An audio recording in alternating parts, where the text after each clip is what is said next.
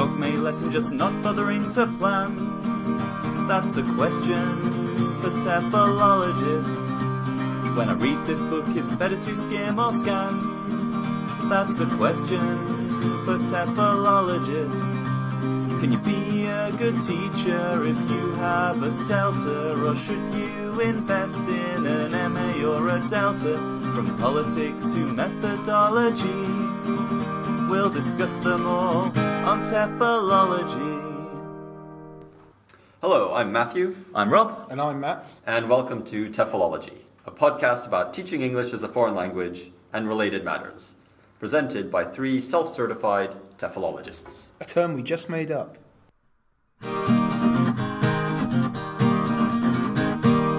TEFL Pioneers. The TEFL pioneer we're going to talk about today is Ranald Macdonald. Not Ronald Macdonald, Ranald Macdonald. He was the first English teacher in Japan, and we're going to tell his story. So, Ranald Macdonald was half Scottish, half Chinook. His grandfather was a leader of the Chinook tribe. Wow. And his father was, he worked for the Hudson Bay Company or something like that. At the time, Native Americans were thought to originate from Asia. A lot of people thought that the Native Americans originated in Asia. Is that no longer a thought? No, it's science has moved on. Oh, really? Since then, yeah. I see. But one place that people quite often thought Native Americans originally came from was Japan, because Japan was sort of a closed society, an exotic society. At the time, there was a policy in place in Japan called sakoku, which means chained country. So from the 1630s to the 1850s, Japan was a closed country. No foreign ships could enter it, no foreigners were allowed in it. And Japanese boats were actually designed not to be able to travel overseas. Wow. How did they do that? They were just a bit crap. They just Made out of balsa wood? Yeah. That is interesting. Like, I've never actually seen like a Japanese old vessel in any museum. So that's really? interesting. I've seen models of but maybe more recent. They were more like kind of like Chinese junks. Well, because I mean, like British ships stick around longer, and it's quite interesting. When they sink, we pulled them out of the water and preserved them forever. Yeah. With mist and things. Yeah. Right. Okay. Well, anyway, around the time there was a big interest in Japan because people thought it was rich, and only the Dutch and Chinese were allowed to conduct trade with them. Right. And sometimes Japanese castaways who got kind of lost because their boats were so, as we discussed, crap. They washed up on the North American shores and they became quite famous. And so there was this kind of rising interest in Japan. Wait, sorry, just the boats washed up, or the people on the boats? The people on the boats. There was actually a trio of famous ones called the Three Kichis, because they were called Otokichi, Iwakichi, and Kyukichi. So they made it across the Pacific. Yeah, like there were lots of people on the boat to start with, but by the time it got to America, there were three left. Only three. Okay. And also a lot of whaling ships had started travelling around Japan, because famously there's whales near Japan. Japan makes good use of that. I thought you were going to say Japan makes whales. You know what are they called, the Kichis? The Kichis, yeah. I bet they took everything on their boat, and the Kichi sink. So, It was a joke. Yes, it was very good. And so, Ranald Macdonald, he decided, because he had sort of slightly Asian features, half Chinook features, right. He thought that his ancestors came from Japan. He decided to go to Japan and become an interpreter and to learn about his ancestral home. Okay.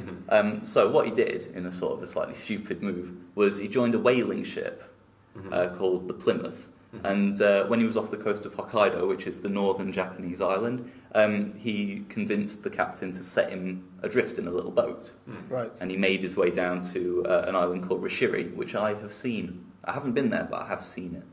So that's where he first came to Japan for set foot, right? Yeah, he arrived in Rishiri, and he was greeted by a group of Ainu. And eventually they... What's Ainu? Ainu, oh sorry, the Ainu do you guys want to explain that? The Ainu? They're kind of like an indigenous Japanese tribe, like a tribe, not a tribe, a people. Well, yeah, of an Japan, ethnic group. Yeah, an ethnic group, a minority group. Yeah, and they were driven out by the Yamato people, who are the modern day Japanese. Right. Yeah. I see. So at this time, the Japanese were still expanding into Hokkaido, and the Ainu were being sort of squashed between Russia and Japan, fighting over these islands in the north. And so they moved him down the coast of Japan until they got to Nagasaki, where he was kept in prison. But it was kind of a nice prison because they were very polite. Sure. Yeah. Why did they imprison him? For what reason? Because it was illegal to be a foreign person in Japan. Right, I see. Just Unless you were a certified Dutch trader. Yes. Oh, But they were only allowed on one little island called Dejima. Dejima, Nagasaki, yeah. Yeah. Right. Well, that was where they were. They waited whenever American sailors washed up, which they sometimes did off the whaling ships. They put them in jail in Nagasaki, and then they put them on Dutch ships and got rid of them. Oh, I see. Right. Eventually. So one thing that they required all the sailors to do when they arrived in Japan was to step on an image of Jesus and the Virgin Mary, because Christianity was banned at this time. And Macdonald was the only one who actually did that. And he said, told to put my foot on it, being a Protestant, I unhesitatingly did so. Right. Which I thought was quite a nice Did a little phrase. dance. Yeah. So how did he find his way from being in prison to being the first teacher in Well, Japan? I'm glad you asked. I was just about to get onto that. He was a lot better educated than most of the people who arrived in Japan. And he also had a big box full of books. Okay. And he also looked slightly, Asian. So Even though the Chinook have no connection to No, the not Asian at all. people But apparently At the one of time, the guys that's who... what they thought, isn't it? Yes, Yes. yeah. Right. Yeah. So that's how they looked. Yes. Exactly. Exactly. Well, apparently, Yeah. when one of that's the how it officials, saw him for the first time, he said, Nipponjin, because he thought he was a Japanese guy. works. Nipponjin means Japanese person. yeah. Yeah. Right. Thanks Just for the making listeners. that clear. Just for the listeners, The just in listeners case at home. they're not familiar with With Japanese. Japan. Yeah. Well, so he was... They decided they needed interpreters because they had this increasing amount of American sailors arriving on the shores. Yeah. And they had a lot of ships from America and England trying to get them to trade with them. And they needed interpreters to tell them to get lost, essentially. So they asked MacDonald to teach English to a group of interpreters. He'd already taught to... some of the Dutch interpreters had already... Let me start that again. Some of the interpreters who spoke Dutch for the traders had already been taught a little English by the Dutch, but they needed a native speaker to teach them other things. And he said, my duty was to correct their pronunciation and as best I could explain meaning, structure, and so on. So he was kind of like the first Eikaiwa teacher. Do you want to explain what Eikaiwa is? Matthew? I've never worked in an Eikaiwa, so I don't know very well, but it is a English conversation school. Yeah, it's a well-established Japanese industry, I guess, and yeah, basically for any new teachers starting out in Japan, that's kind of your first port of call. That's where your head is. Do you like Is that? it usually one-to-one? It wasn't. It was Ranald Macdonald's first port of call as well, wasn't it? Yeah. Well, no, his first port of call was that island. Prison. up north. There were Yeah, probably he many went to port prison calls first, along the way yeah. to Nagasaki. Yeah. Yeah. So I reckon probably every Eikaiwa school in Japan should have a picture of him at the front as like their spiritual god. That'd be quite good. So, I mean, who did he teach? What kind of? He taught. What did he teach? What kind of language and? Well, basically, he taught pronunciation, grammar, and vocabulary, things that they could use to communicate with ships that arrived from America or Britain. He spent 10 months there teaching and learning Japanese. That was another interesting thing, was he learned Japanese. It was illegal for foreigners to learn Japanese, but he kept a vocabulary list and started trying to learn the language. I imagine it would have been impossible for him not to start learning the language. Well, you would have thought so, but apparently they kept them in great isolation. Oh, really? Yeah, so the shipwrecked sailors never really listened or heard people speaking the language, but he was on his own. He was the only one who didn't show up as part of a group. Right.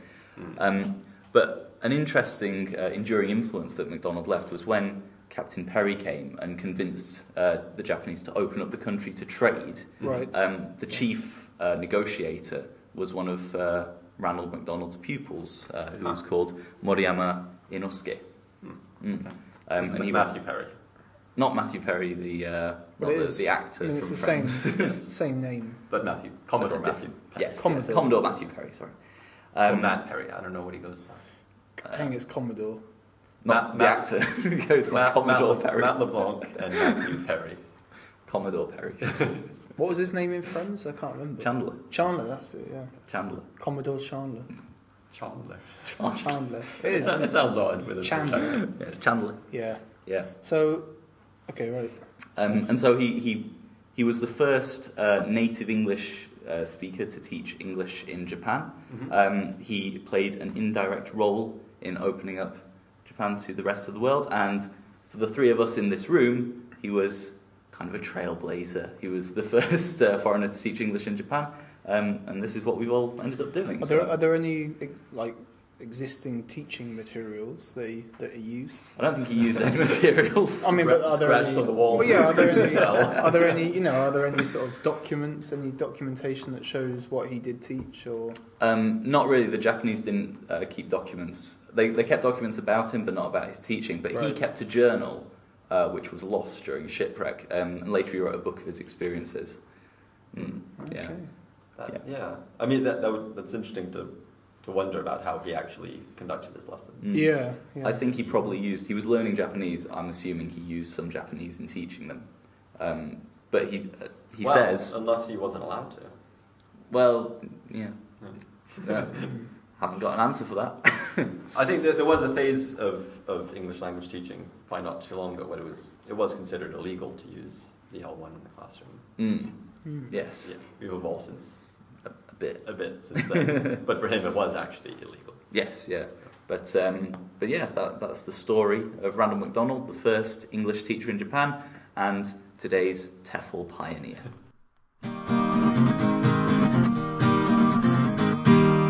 TEFL Cultures. Okay, so this next section is called TEFL Cultures, and each episode we'll be talking about a different methodology in the English classroom, and perhaps some past or present trends that we're all familiar with. So I'd like to kick off today's topic by asking you, what's your views on presentations in the English classroom, getting students to give presentations? Personally, I'm not a big fan of it. I've had to do it a few times. I've had to teach presentation courses. I think it's a bit of a waste of time. I think most of our students can't really speak to each other a lot of the time, and I think public speaking is kind of an unnecessary skill for most of us, and so I think for our students it's also unnecessary. Yeah, I agree. I mean, I think it has some benefits. You know, students are preparing a speech and giving it, but in terms of their future use of English, I think it's not very transferable to real life usage. Okay, that's fine. Yeah, I'm not disagreeing with you or anything. We don't get to hear your opinion? No, that's fine. Okay. No. In the past 10 years or so, there's been a new kind of trend emerging called Pecha Kucha. Are you familiar with the term Pecha Kucha? No. Yeah, vaguely. Okay. I've heard of it in a non-EFL. Right, okay, well that's, yeah, so, I mean, Pecha Kucha literally translates as chit-chat, and it's actually a Japanese term. I didn't actually know it was a Japanese term. Yeah, that's right. Pecha means chit, and Kucha means chat. That's right, yeah. Nice. Kuchi means mouth, so that's where it comes from. Right. So It was actually, I mean, it's kind of on the internet and around. The term is invented. It's invented, and it was actually invented by these two architects. Apparently, so completely unrelated to English teaching. Yeah. Right. Two architects called Klein and Divum. I think that's how we're pronouncing it, Divum. Okay, that seems to be That's how how it's I'm pronounced. pronouncing it here. So they were two architects, and they basically designed this format of giving presentations where it was basically 20 slides, 20 seconds. So you talk for 20 seconds about one slide, and then the slide would automatically change. And this was something that you'd use with PowerPoint, and it's something that's already built into computers. And basically their idea was that it kind of streamlines business meetings. It's a nice way to get creative ideas out in a more economical sort of manner.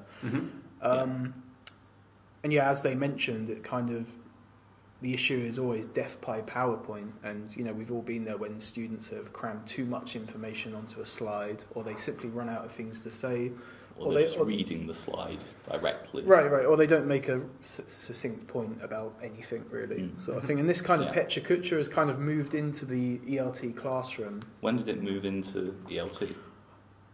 I mean, that's an interesting question, because no one really has kind of talked about this at great length. However, at sort of TEFL conferences around the world, for example, IA TEFL in England, some presenters have started using Pecha Kucha as a way to give their talks.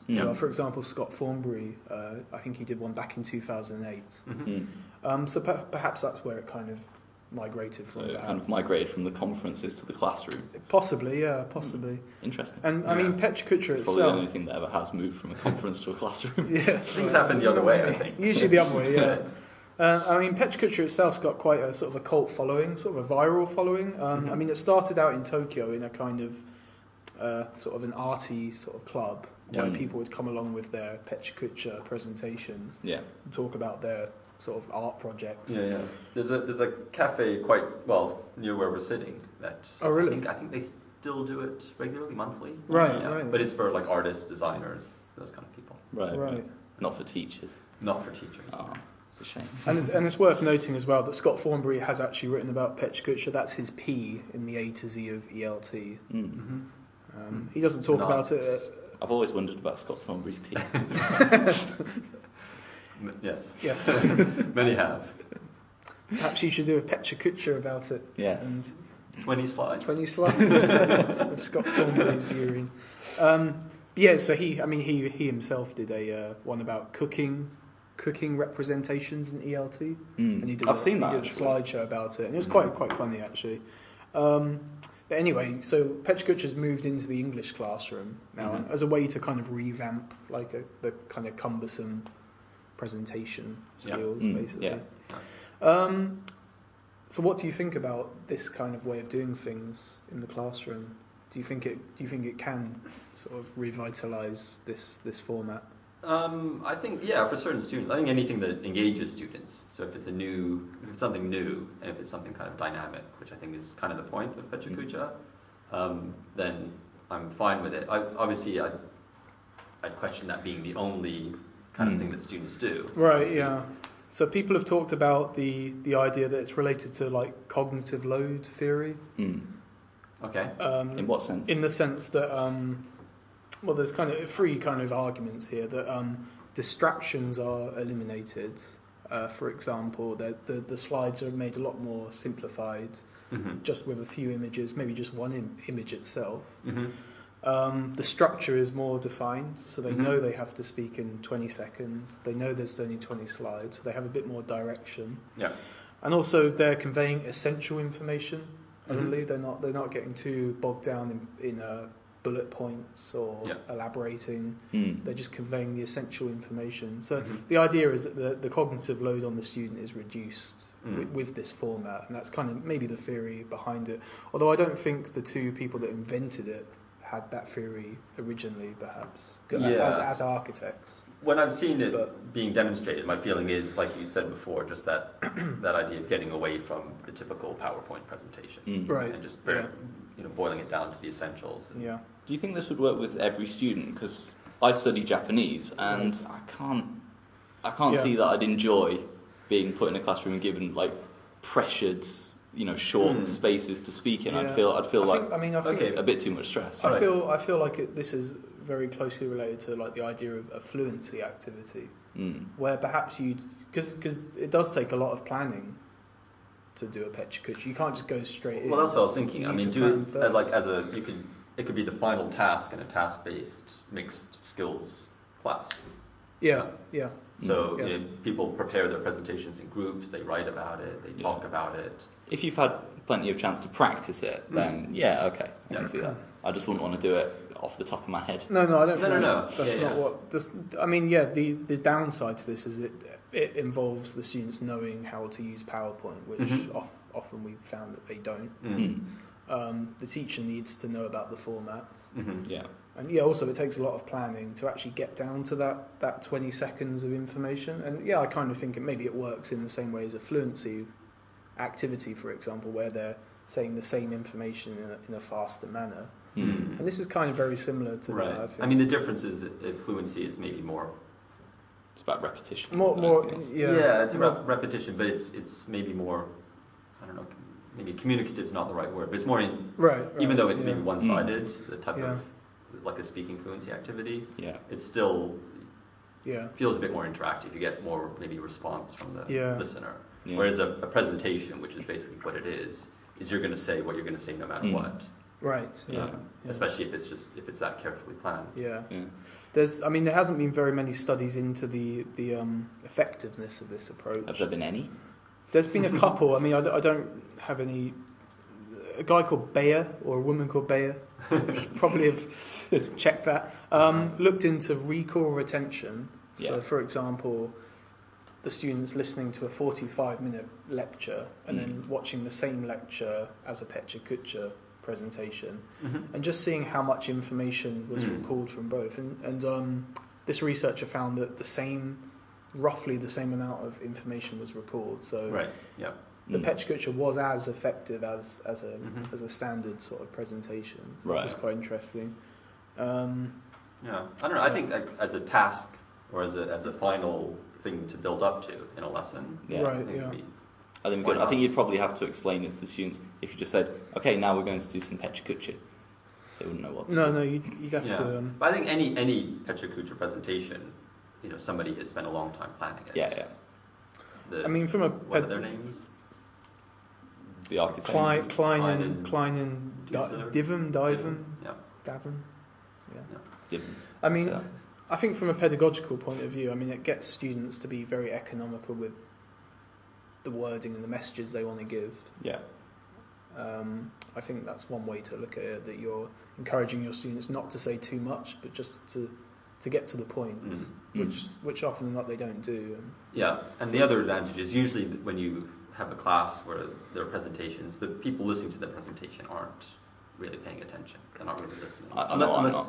Right, exactly. But even if you give them some kind of checklist or something to do as the listener, they're not really paying attention. And also the people preparing the presentation will look up words in the dictionary, which they don't know, but they'll use it in the presentation. And obviously the classmates. I know I do. So I think I don't know.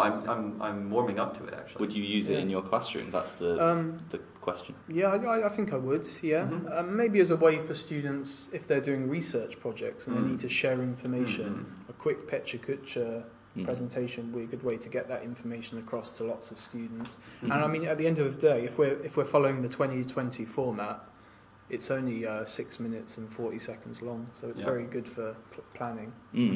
Yeah. Well. Okay.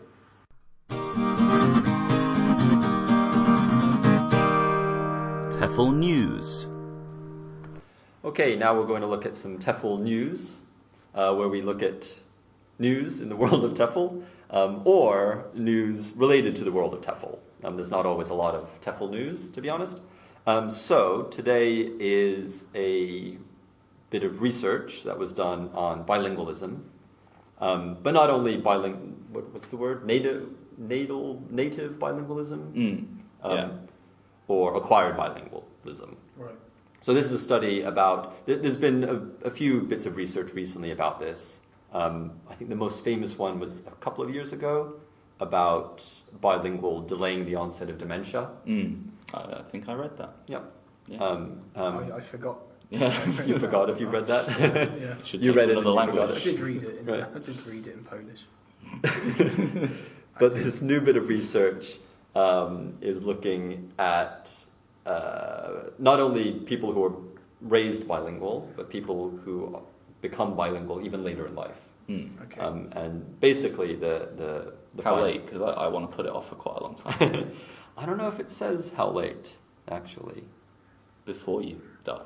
Before you die, though. Yeah. Okay. So it was quite interesting. They were looking at people born in Edinburgh, and they take an intelligence test at the age of 11, and then they tested their cognitive abilities when they were tested again in their 70s.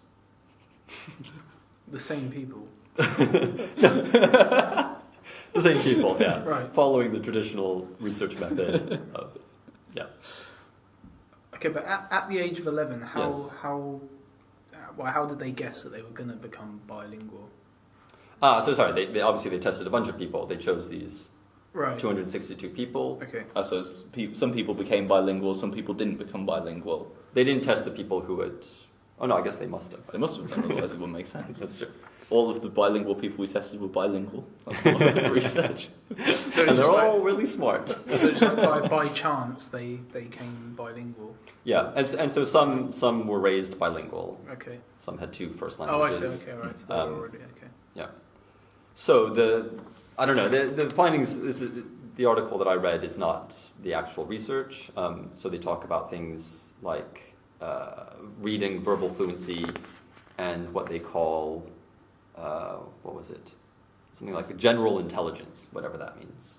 Okay. But all of these things improved in these people, both for people who grew up with two first languages or people who became bilingual later in life. Interesting.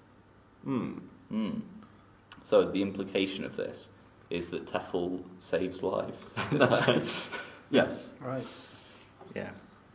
Why do you think that is then? That Well, that's a good question. yeah. Yeah.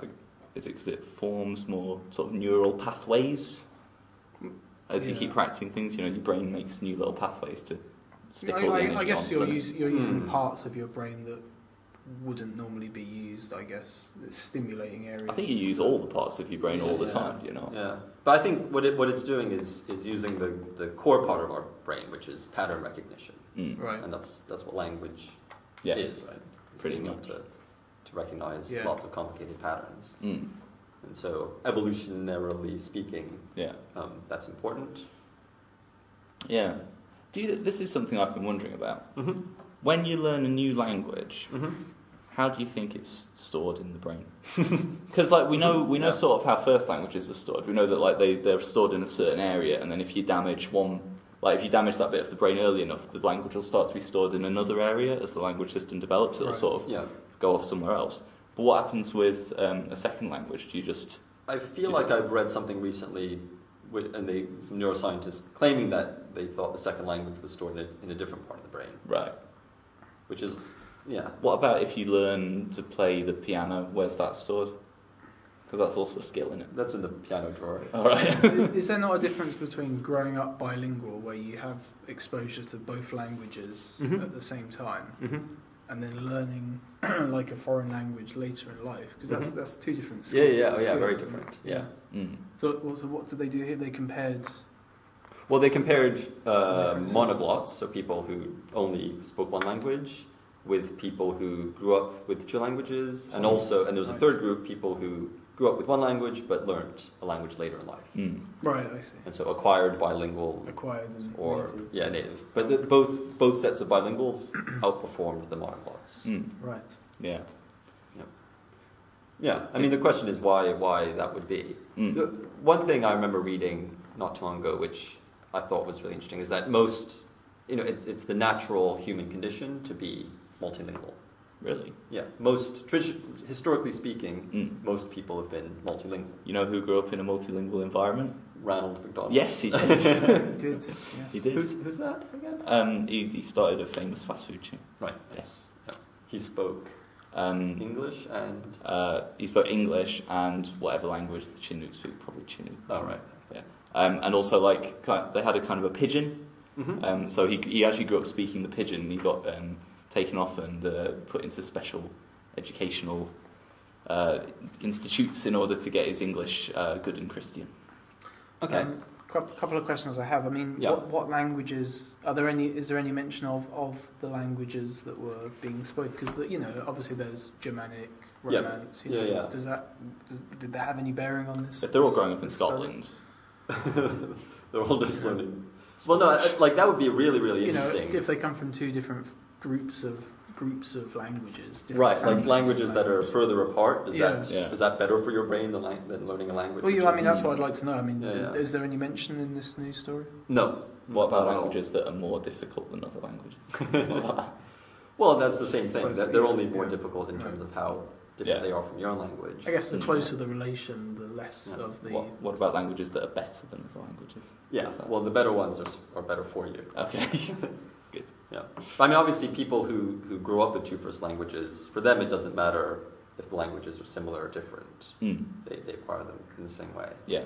But second language acquisition, it depends how close it is to your own language. No, interesting. Yeah. Yes. So, and the other thing they don't talk about is whether learning a third language is even better for you and a fourth language, etc. There'd be a point where you think you'd hit overload and it'd get worse for you. It'd do damage to your brain because you're trying to store too much stuff. But I know that I often run out of storage space.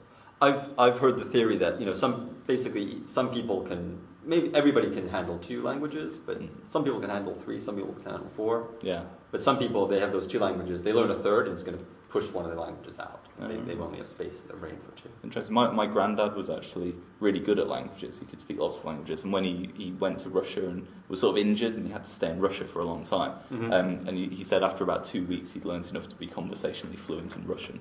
So I think some people are just naturally a lot more, they've got a better aptitude for learning languages. And then there's people like us who are not very good. Right.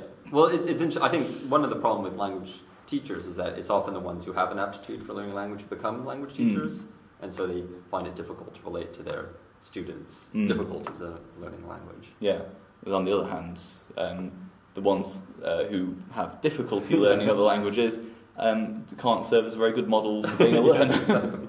So all language teachers are rubbish. That's the conclusion. Yep. TEFL saves lives and language teachers are rubbish. There we go. Yeah.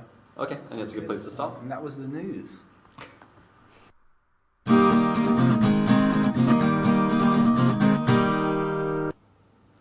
Okay, so we hope you've enjoyed today's episode.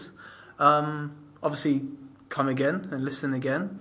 If you'd like to get in contact with us, we'll put our email address in the description part of this podcast on iTunes. So if you have any comments you'd like to make, or if you have any suggestions, feel free to send us an email. We are TEFLologists, so please address us as that. Okay, so thank you very much for listening. Goodbye. Bye. Bye.